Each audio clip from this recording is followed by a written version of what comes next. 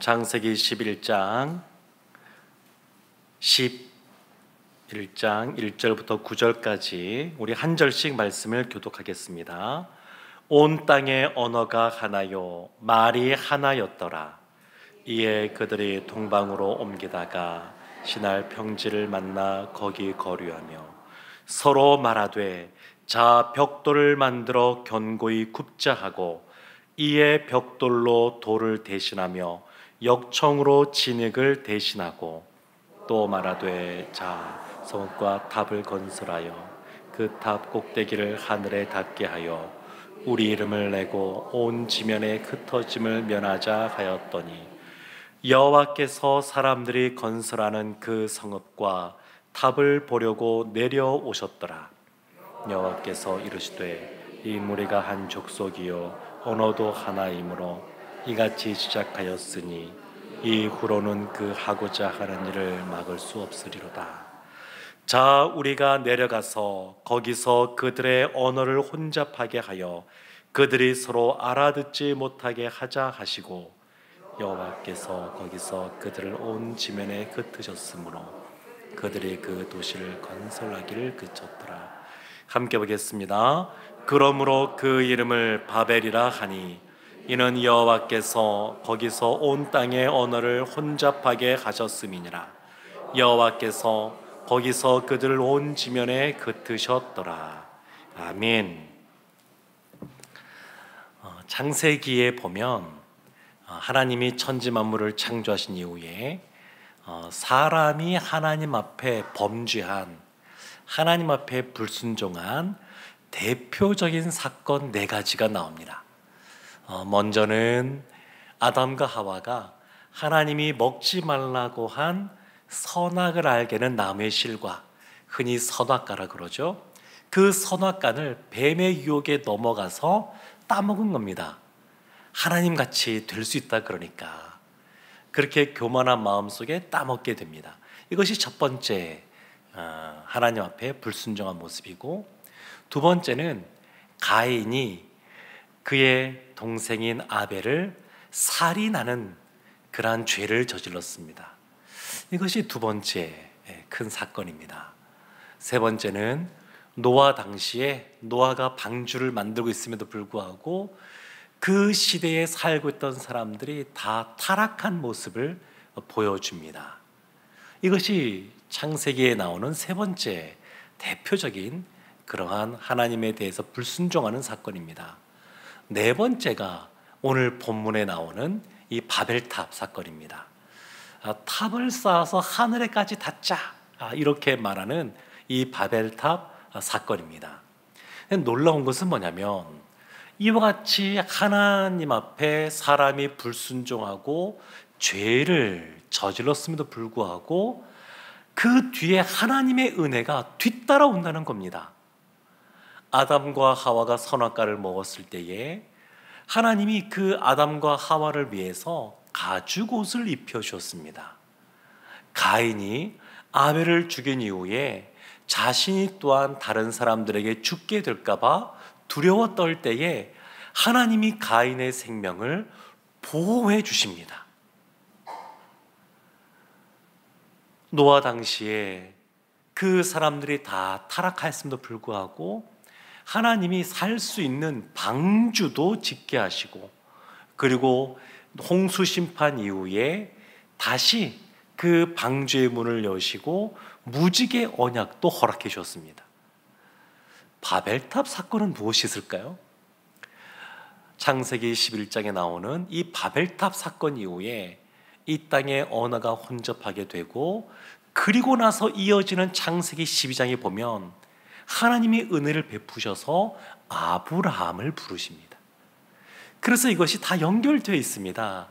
인간이 하나님 앞에 범죄했음에도 불구하고 긍휼이 많으시는 하나님, 사랑이 많으신 하나님께서 그럼에도 불구하고 은혜를 베푸시는 장면이 반복해서 계속해서 나오게 됩니다.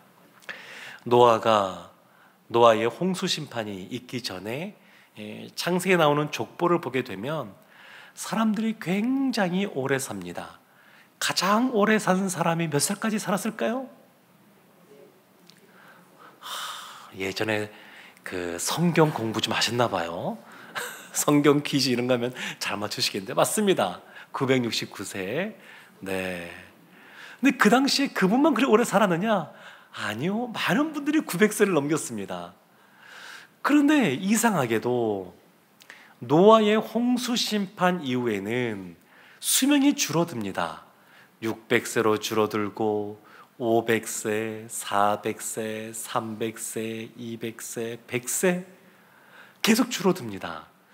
한번 생각해 보십시오.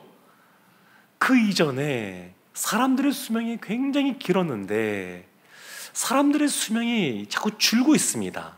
사람들이 무슨 생각을 할까요? 우리의 선조들은 훨씬 오래 살았는데 왜 지금은 그러지 못할까? 이유는 정확히 모릅니다. 왜 수명이 줄어들었는지.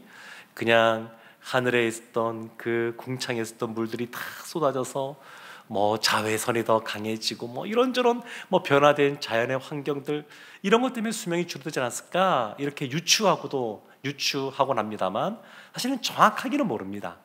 생명은 하나님께 달려 있는 것이기에 그래서 정확하게 알지는 못합니다. 그런데 우리 오늘날 생각해 보게 되면 인간의 수명이 줄어들었다 그러면 사람들이 어떻게 대처할까 생각해 보면 그 생명을 연장시킬 수 있는 질병에서 고침받을 수 있는 이러한 의료 기술을 발전시킬 겁니다. 그건 지금도 계속되고 있습니다. 근데 이 당시는 고대 아닙니까? 고대에는 의료 기술을 발전시킨다 이런 개념을 잘 갖기 어려운 시대였으니까 일단은 사람들이 뭉치자, 우리가 뭉쳐보자, 뭉치는 시스템을 만들자 이러지 않았을까 싶습니다. 이것이 맞물려서 바벨탑 사건이 벌어지게 됩니다. 방주가 머물렀던 그 산 아라랏산이 터키의 서부에 있습니다. 근데 바벨탑은 메소포타미아 지역, 오늘로 말하면 이라크가 있는 그 땅에서 이 바벨탑 사건이 벌어지게 되는데 사람들이 이동하면서 새로운 건축법을 그들이 도입하기 시작합니다. 처음에는 사람들이 고대에 보면 그냥 돌을 그대로 사용하거나 아니면 그 돌을 좀 내가 사용하기 좋게 깎거나 그랬는데 시대가 변하면서 진흙을 이렇게 뭉쳐뒀는데 그것을 그냥 말린 상태에서 사용하는 것보다 구우니까, 벽돌로 구우니까 훨씬 견고해지는구나, 이것을 사람들이 깨달았습니다. 그래서 건축법 자체가 달라지게 됩니다. 달라집니다. 창세기 10장에 보게 되면 1절 말씀에 이런 말씀이 나옵니다. 노아의 아들 셈과 함과 야곱의 족보는 이러하니라 라고 하면서부터 그들이 아들들을 낳았다 쭉 나옵니다. 이 땅에 많은 민족이 있습니다. 많은 사람들이 있습니다. 왜 이 땅에 그렇게 많은 민족, 많은 사람들이 있었는가? 그것을 설명해 주는 내용이 창세기 10장입니다. 그러면서 이것을 신학적으로 왜 이와 같이 민족이 나누어졌는가? 그것을 설명하는 것이 오늘 본문인 창세기 11장입니다. 창세기 11장. 우리 11장 4절 말씀 우리 함께 합독 한 번 더 하도록 하겠습니다. 또 말하되 자 성읍과 탑을 건설하여 그 탑 꼭대기를 하늘에 닿게 하여 우리 이름을 내고 온 지면에 흩어짐을 면하자 하였더니. 아멘. 그들이 말합니다. 자 성읍과 탑을 건설하자. 벽돌이 만들어졌으니까, 벽돌이 발견됐으니까 그들이 그 벽돌을 통해서 성읍과 탑을 건설할 수 있다 이렇게 생각한 겁니다. 그러면서 첫 번째 그 탑 꼭대기를 하늘에 닿게 하자. 두 번째는 우리 이름을 내자. 세 번째는 온 지면에 흩어짐을 면하자 이렇게 말을 한 겁니다. 하늘에 닿게 하자. 근데 하늘이 얼마나 높습니까? 탑을 얼마나 높이 쌓아야 하늘에 닿을 수 있겠습니까? 그래서 종교 개혁자인 루터가 이 부분을 주의하면서 이들이 하늘 그 끝까지 닿자라고 표현한 것은 진짜 그까지 높이 쌓자 이런 의미라기보다는, 그런 의미라기보다는 이 하늘에서 하늘에 닿자라고 하는 것을 예배의 장소로 루터는 봅니다. 그래서 그 이스라엘이 모세가 십계명을 받으러 올라갔을 때 거기에서 기다리다 못해서 그들이 신을 만들어냅니다. 금송아지 사건이죠. 금을 모아서 또 그것을 조형물을 만들어서 또 불에 넣어서 금송아지를 만들게 되는데, 그것처럼 이 당시 사람들이 그와 같이 하나님이 아닌 다른 신을 섬기자, 그곳에서 섬기자, 그리고 신이 거기에 있다, 이런 식으로 생각했다는 겁니다. 루터는 그렇게 보았습니다. 그리고 이와 같이 이름을 내자라고 하는 것, 그리고 흩어짐을 면하자라고 하는 것, 이런 것들이 다 하나님의 말씀에 배치되는 것들이었습니다. 벽돌을 만들어서 답을 쌓는 것, 아담과 하와가 선악과를 따먹을 때 하나님과 같이 될 것이라고 생각하는 교만한 마음이 있어서 선악과를 따먹었습니다. 탑을 쌓는 것도 마찬가지입니다. 탑을 쌓는 것, 이 탑을 쌓아서 성을 만들고 그리고 우리가 모여 있고, 그러면 여기에서 문명이 발생할 뿐만 아니라 문명이 발달하고, 그러면 이 발달된 문명으로 인해서 하나님 없이도 살아갈 수 있다라고 하는 그러한 교만한 마음이 그 안에 있습니다. 우리의 이름을 내자, 우리 이름을 높이자는 것 아니겠습니까? 우리의 이름을 내자, 그리고 흩어짐을 면하자, 이것도 마찬가지로 하나님 말씀에 배치되는 불순종의 모습입니다. 흔히 생각하면, 목사님, 연합하자고 하는 말 좋은 말 아닙니까? 하나 되자는 말 뭐 좋은 뜻 아니겠습니까? 근데 여기서는 그렇지가 않습니다. 연합하자, 우리가 뭉치자, 하나 되자, 이것이 왜 옳지 못하냐면 하나님이 하신 말씀이 있습니다. 창세기 1장에 가서 하나님이 사람들을 만드시고 28절 이런 말씀하십니다. 하나님이 그들에게 복을 주시며 하나님이 그들에게 이르시되 생육하고 번성하여 땅에 충만하라. 생육하고 번성하여서 온 땅 가운데 충만하라고 말씀하였습니다. 노아 시대 때 그 홍수 심판이 있고 난 다음에 창세기 9장 1절에도 이렇게 말합니다. 하나님이 노아와 그 아들들에게 복을 주시며 그들에게 이르시되 생육하고 번성하여 땅에 충만하라. 생육하고 번성하여 땅에 충만한 것, 하나님의 뜻입니다. 하나님의 계획입니다. 하나님이 그렇게 말씀을 주셨습니다. 그런데 이것을 어기고 우리가 모이자라는 겁니다. 땅에 충만한 것이 아니고 흩어지는 것이 아니고 모이자라는 겁니다. 모이자라고 하는 것, 우리가 뭉치자고 하는 것.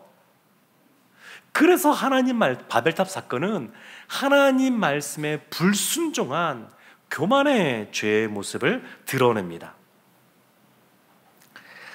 그런데 감사한 것이 있습니다. 하나님이 이 땅 가운데 개입을 하십니다. 그래서 8절과 9절 말씀 우리 한 번 더 함께 합독하도록 하겠습니다. 여호와께서 거기서 그들을 온 지면에 흩으셨으므로 그들이 그 도시를 건설하기를 그쳤더라.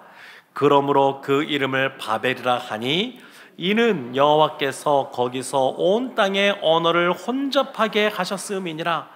여호와께서 거기서 그들을 온 지면에 흩으셨더라. 아멘. 여호와께서 이제 등장하셔서 말씀하시는데, 저는 중학생 이럴 때 이 말씀 보면서 너무 안타까웠습니다. 왜 언어를 혼잡하게 하셔서 영어 공부가 이렇게 힘들게 하실까? 여러분들 그런 생각 안 해보셨습니까? 그냥 너무 대화를 잘할 수 있고 서로 어려움 없으면 너무 좋을 것 같은데, 괜히 열심히 공부하게 만들고 공부해도 잘 안 되고, 어떤 분들은 저도 그렇습니다만 울렁증 있지 않습니까? 네. 근데 하나님이 그렇게 언어를 혼잡하게 하셨는데, 언어를 혼잡하게 하셨다고 하는 것이 이 말씀의 가장 중요한 메시지가 아닙니다. 언어를 혼잡하게 했다고 하는 것은 하나님의 뜻을 이룸에 있어서 이 언어 혼잡을 수단으로, 방법으로 사용하셨다는 겁니다. 그럼 하나님이 이 말씀을 통해서 드러내시는 것은 뭐냐? 흩으셨다는 겁니다. 흩으셨다는 것. 8절 말씀에도 흩으셨으므로 9절 끝에도 여호와께서 흩으셨더라 이렇게 말합니다. 흩어버리신 겁니다. 흩어버리신 것. 그러니까 사람들은 하나님의 땅에 충만하라 말씀하셨는데 그렇게 땅으로 흩어지지 않고 모이고자 했습니다. 근데 하나님이 다시 흩으신 겁니다. 참, 이 인류의 역사를 보면 이런 부분이 참 많이 나옵니다. 사람이 범죄하고, 그리고 하나님 말씀에 불순종함에도 불구하고 역사의 주관자 되시는 하나님께서 결국 하나님의 뜻대로 이 세상을 이끌어 가십니다. 사람들이 그렇게 하나님 말씀에 귀를 기울이지 않고 자기 생각대로 무엇인가 결정하고 살아가는 것 같아도 결국 하나님께서는 하나님의 그 경륜이라고 그러죠. 하나님의 뜻, 하나님의 계획하심대로 이 세상을 이끌어 가시고 약속을 성취하십니다.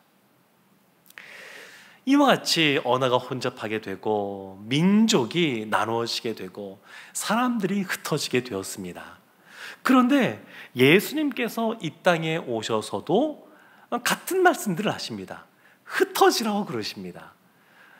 마지막 지상 가장 큰 명령이라고 하는 그 대명령, 마태복음 28장 19절 20절에도 이렇게 나옵니다. 그러므로 너희는 가서 모든 민족을 제자로 삼아 아버지 아들과 성령의 이름으로 세례를 베풀고 내가 너에게 분부한 모든 것을 가르쳐 지키게 하라 이렇게 말씀하십니다. 가라 이렇게 말씀하였습니다. 하나님이 바벨탑 사건을 통해서 사람들을 흩으셨습니다. 예수님도 예수님의 그 제자들을 가라고, 흩어지라고 말씀하였습니다. 사도행전 1장 8절 예수님이 그리고 그 승천하시기 전에 이런 말씀을 하시죠. 오직 성령이 너에게 임하시면 너희가 권능을 받고 예루살렘과 온 유대와 사마리아와 땅끝까지 이르러 내 증인이 되리라. 그래서 예루살렘 초대교회가 얼마나 아름다운 교회였습니까? 모이기를 힘쓰는 교회고 하나님을 찬미하는 교회고 또 기도에 힘쓰는 교회였고 먹을 것을 갖고 와서 나누는 교회였고 누가 어렵고 힘들다 그러면 구제하는 교회였고 너무너무 좋은 모습이 많았던 예루살렘 교회였지만 그들이 못했던 것 한 가지가 있지 않습니까? 땅끝까지 이르러 내 증인이 되리라. 사마리아와 땅끝까지 이걸 못했습니다. 그래서 세상에 그 권력자들이 악의를 가지고 행했지만 그것조차 하나님이 도구로 사용하셔서 예루살렘 교회를 흩으셨습니다. 12사도는 남아있었지만 그러나 집사 빌립도 사마리아 땅으로 가게 되고 가서 복음을 전하게 되고 또 몇몇 무명의 그리스도인들이 이방 땅인 안두에 가서 복음도 전하게 되고 로마에 있는 교회도 누가 그 교회를 세웠는지 모릅니다. 무명의 그리스도인이 로마에 있는 교회도 세웠습니다. 그러니까 하나님이 흩으신 겁니다. 흩으신 것, 가라는 겁니다.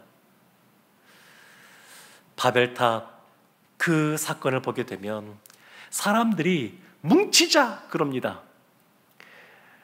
예수님이 부활하신 다음에 120명의 마가의 다락방에 모였던 사람들도 성령의 충만을 받게 되는데 그들도 예수님의 말씀에 따라서 흩어지지 않고 모였습니다.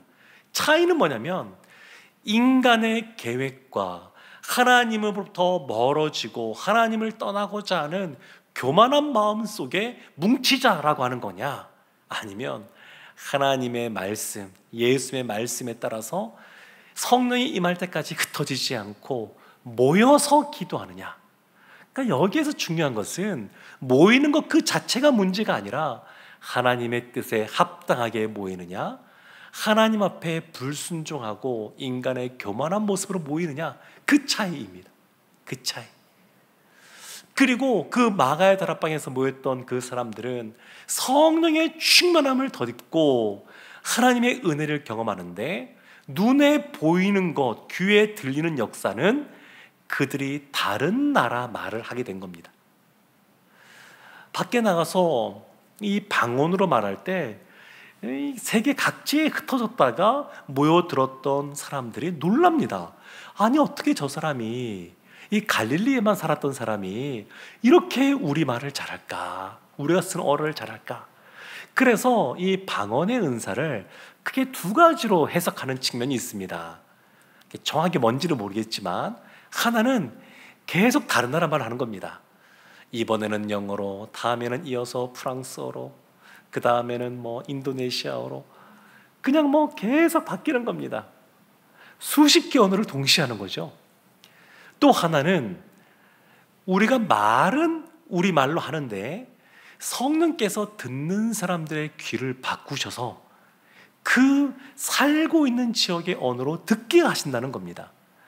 구체적으로 뭔지는 잘 모르겠습니다. 그러나 분명한 것은 흩어져 있던 그 언어, 혼잡하게 된 그 언어가 성령의 충만하심 속에 방언의 은사로 연결되었다는 겁니다. 하나가 되었다는 겁니다.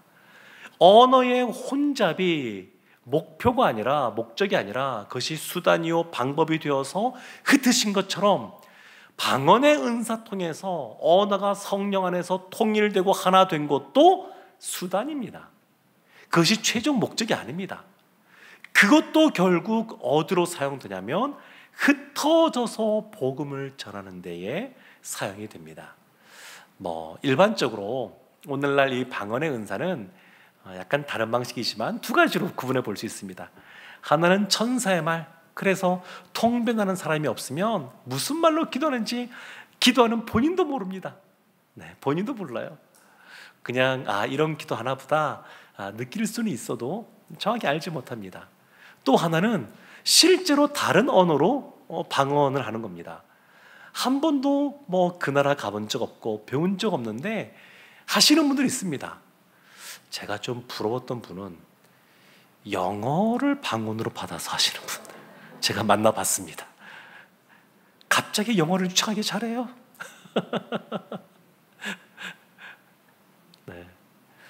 그분 빼고는 제가 부러운 적이 없는데 하여튼 그런 경우도 있습니다. 다른 나라 언어를 하시는 분들도 있습니다. 그래서 그 언어를 왜 주셨을까 생각하고 그 땅에 선교사로 나가시는 분들도 있습니다. 하나님이 이렇게 이 언어로 이렇게 기도하게 하시는 것 보니까 하나님께서 뜻이 있는가 보다 생각하고 하시는 분도 계십니다. 중요한 것은 이 바벨탑이든 이 다락방이든 모였지만 하나님의 뜻과 계획하심에 모였느냐 그렇지 않았냐입니다. 이 바벨탑 생각을 할 때 우리가 늘 경계해야 될 것은 사람은 가만히 있으면 교만해진다는 겁니다. 자신의 이름을 높이고 싶어 합니다. 처음에는 겸손하고 하나님 하셨습니다 라고 말하다가도 세월이 지나면 마치 내가 한 것처럼, 내 힘으로 살아온 것처럼 착각하기가 쉽습니다. 어렵고 힘들 때 하나님께 간절히 나와서 부르짖고 그 은혜를 경험할 때는 하나님 하셨습니다 고백하다가 세월이 지나서 자녀들에게 또 다른 사람들 말할 때 내가 그때 얼마나 애썼는지 아세요? 이렇게 말하기 시작하는 것이죠. 거기서부터 이제 시작하는 겁니다. 다 하나님 하셨습니다 이것이 아니라 내가 그때 얼마나 인내하고 참고 그리고 재정을 모으기 위해서 힘썼는지 이 이야기들 하다 보면 어느 순간 하나님이 사라지고 교만해질 수가 있습니다. 바벨탑을 쌓은 사람들 자신들의 이름을 내고자 했었고 그리고 어느 순간 하나님으로부터 그래서 멀어지기 시작했습니다. 그래서 우리 교만의 탑을 늘 경계해야 됩니다. 또 하나 우리가 오늘 말씀을 통해서 기억했으면 좋겠는 것은 범사에 하나님을 인정하는 겁니다. 하나님을 인정하는 겁니다. 하나님이 역사의 주관자이십니다. 근데 크게 보면 역사의 주관자라고 하는 것 우리한테 많이 와닿지 않을 수 있지만 놀라운 것은 그 온 우주 만물을 창조하신 그 하나님이 나의 우리의 아버지 되시고 우리의 주관자가 되신다는 겁니다. 역사를 주관하시는 그 하나님이 이 보잘것없는 나를 찾아오셔서 내 삶의 주인이 되신다는 겁니다. 그래서 그 하나님을 인정해야 됩니다. 언제 하나님 앞에서 범죄하게 되냐면 마음에서부터 하나님이 점점 멀어질 때입니다. 하나님으로부터 멀어질 때 불순종할 수 있습니다. 하나님에 대한 믿음이 약해질 때 하나님 앞에 범죄할 수 있습니다. 범사에 감사하면서 그 하나님을 인정하는 것이 필요합니다. 또한 더불어서 늘 하나님이 우리를 구원해 주셨음에 대해서, 그리고 범죄했음에도 불구하고 반복해서 은총을 베푸시거든요. 하나님이 정말로 은혜가 풍성하신 분이십니다. 그래서 하나님이 나에게, 우리에게 그와 같은 한량없는 은혜를 베풀어 주심에 대해서 늘 감사하는 삶을 살아야 될 줄로 믿습니다. 사랑하는 성도 여러분, 이 바벨탑 사건은 우리로 하여금 교만하지 말라고, 그리고 범사의 하나님을 인정하라고, 그리고 그 하나님께 감사하라고, 더 나아간다 그러면 예수님이 주신 지상 대명령처럼 흩어져서 복음을 증거하는 삶을 살라고 우리에게 교훈하고 있습니다. 우리를 늘 돌아보고 우리가 연합하여 하나 되어 이기는 삶을 살아가지만 그것은 주님이 말씀하셨으니까 그렇게 하는 것이고, 늘 주님의 뜻 가운데 감사하며 삶의 자리에서 복음 증거하는 삶을 살아가는 우리 모두가 되기를 주님의 이름으로 축원합니다. 아멘.